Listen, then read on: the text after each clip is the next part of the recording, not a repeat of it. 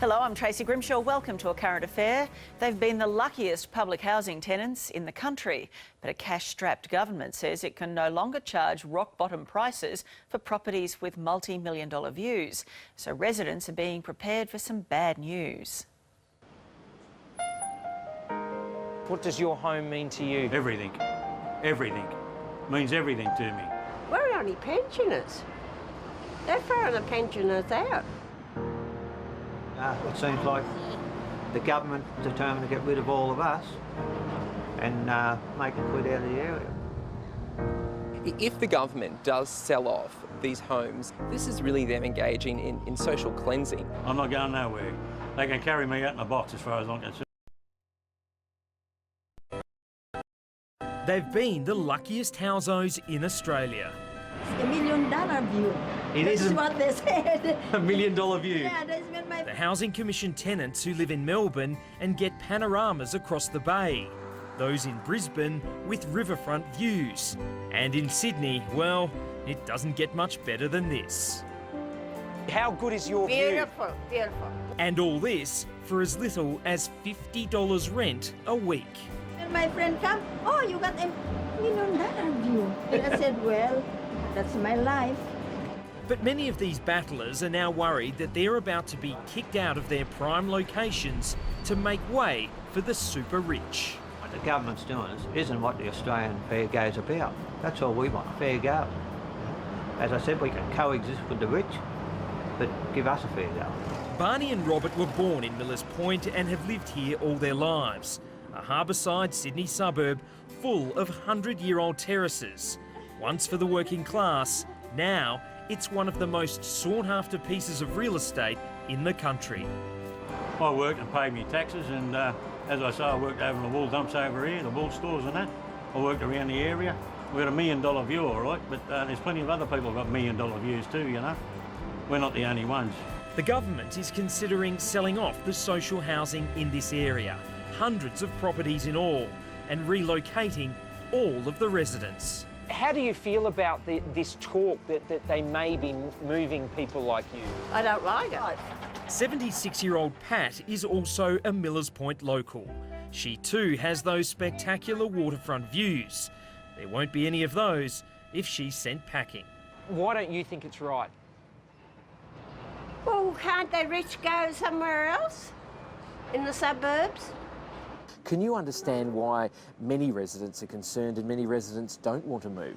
Look, we absolutely understand that, that people are concerned, and that's why we're listening to people's views. The government says while no final decision has been made, if the residents do have to go, they'll be relocated nearby.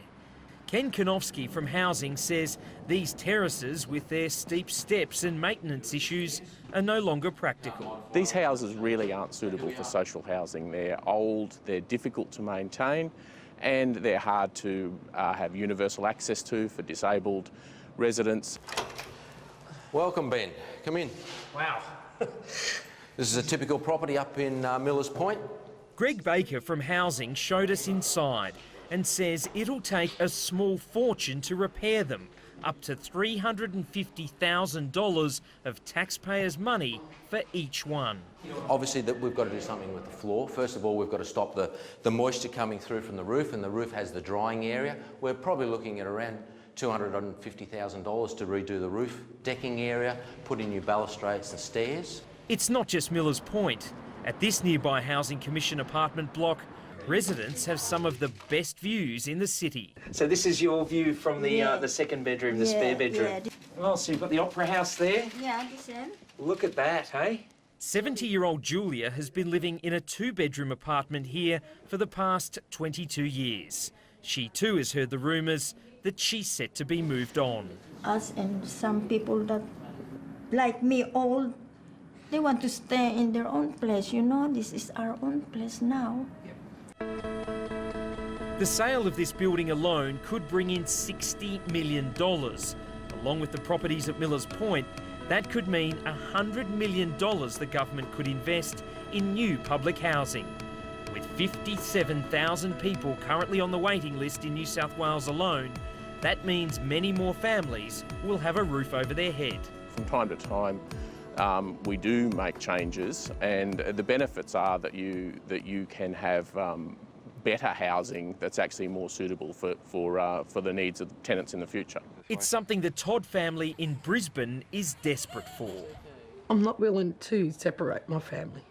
Paula and Jamie say they'll be forced to live in their car with their 6 children because they claim the Queensland government can't find them a suitable home. We've only got an 8-seater car, but where to put them to sleep, and yeah, it's just going to be really, really uncomfortable for them, plus themselves. And Queensland Housing tells a different story.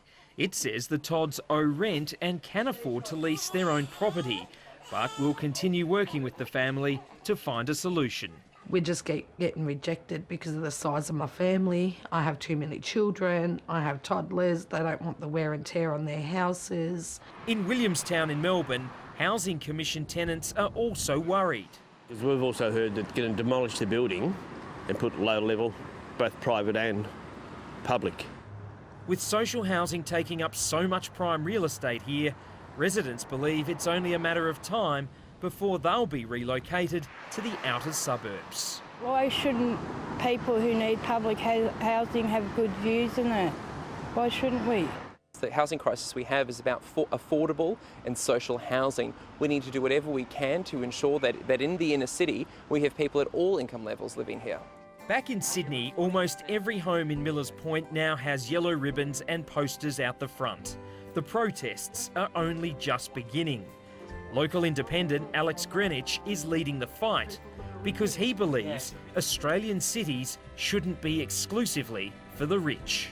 I don't want the city to be full of millionaires. The city benefits from a diverse mix of people from all income levels and all professions. And so what would it mean if you have to give it up, if they kick you out?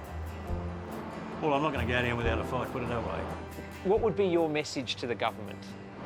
Leave us where we are. Simple as that? Yes.